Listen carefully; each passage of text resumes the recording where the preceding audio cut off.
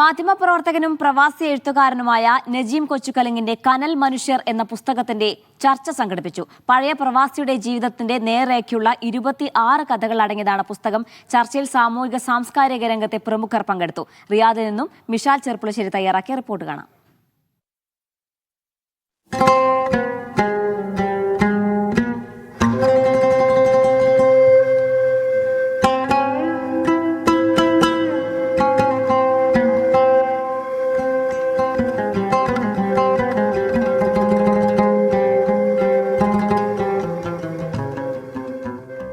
സൗദിയിലെ കനൽ മനുഷ്യനെ പരിചയപ്പെടുത്താനാണ് ഇന്ന് വന്നിട്ടുള്ളത്.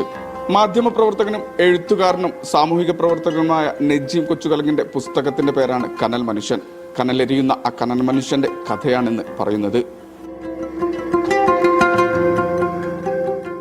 8 വർഷങ്ങൾക്ക് മുൻപാണ് ചിന്ത പബ്ലിഷേഴ്സ് നജീമിന്റെ വാക്കുകളിൽ മഷി പുരട്ടുന്നത്. കനൽ മനുഷ്യർ എന്ന പേരിൽ പ്രവാസത്തിന്റെ നേർരേഖ വരച്ചിടുന്നതാണ് പുസ്തകം. കഥകളുടെ പ്രമേയവും ശൈലിയും ഇന്നും പ്രസക്തമായതിനാലാണ് വീണ്ടും പുസ്തകത്തെക്കുറിച്ചുള്ള ചർച്ച സംഘടിപ്പിച്ചത്.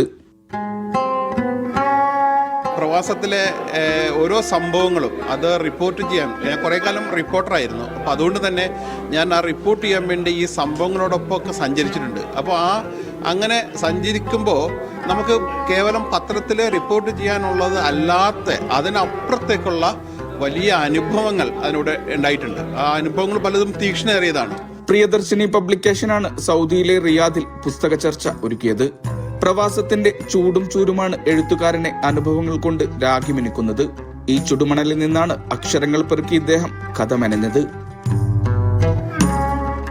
അപ്പോൾ ഞാൻ ഈ പ്രവാസത്തിൽ വന്നില്ലായിരുന്നെങ്കിൽ ഒരു പക്ഷേ എനിക്ക് ഇത്രയും വലിയ അനുഭവങ്ങളുടെ ശേഖരം ഉണ്ടാവുമായിരുന്നില്ല.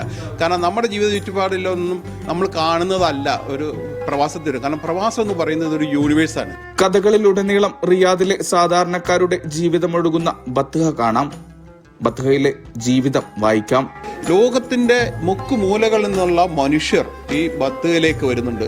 അവരിവിടെ ജോലി തേടി വന്നവർ അവരുടെ ആഴ്ചയിൽ ഒരു ദിവസമെങ്കിലും അവർ ഒന്ന് വിശ്രമിക്കാൻ അല്ലെങ്കിൽ ഒന്ന് ആളുകളുമായി കാണാൻ എല്ലാവരുമായിട്ടും ഒന്ന് സംഭാഷണങ്ങളിൽ ഏർപ്പെടാൻ, നാട്ടിലെ വിശേഷങ്ങൾ അറിയാൻ. അന്ന് ഇന്നത്തെ പോലെ കമ്മ്യൂണിക്കേഷൻ വരെ സംവിധാനങ്ങളൊന്നും ഇല്ലല്ലോ.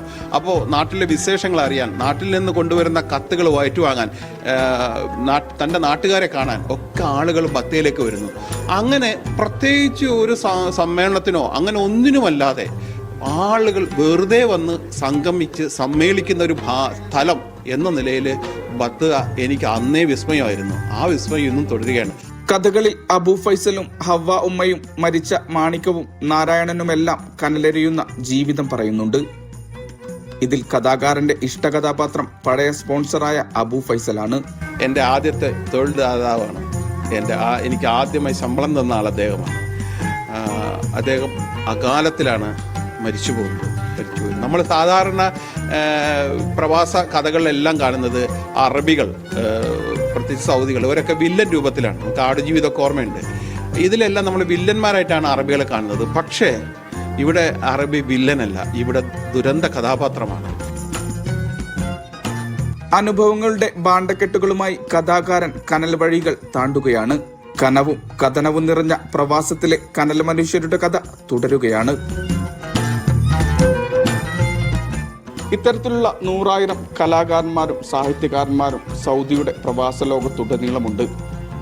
നജീം കൊച്ചുകലിങ്ങിന്റെ ഈ പുസ്തകം അത്തരക്കാർക്ക് പ്രചോദനമാവട്ടെ. റിയാദിൽ നിന്നും ഹിബ സിയാദിനൊപ്പം മിഷാൽ ചെറുപ്പുളശ്ശേരി, മീഡിയ 1.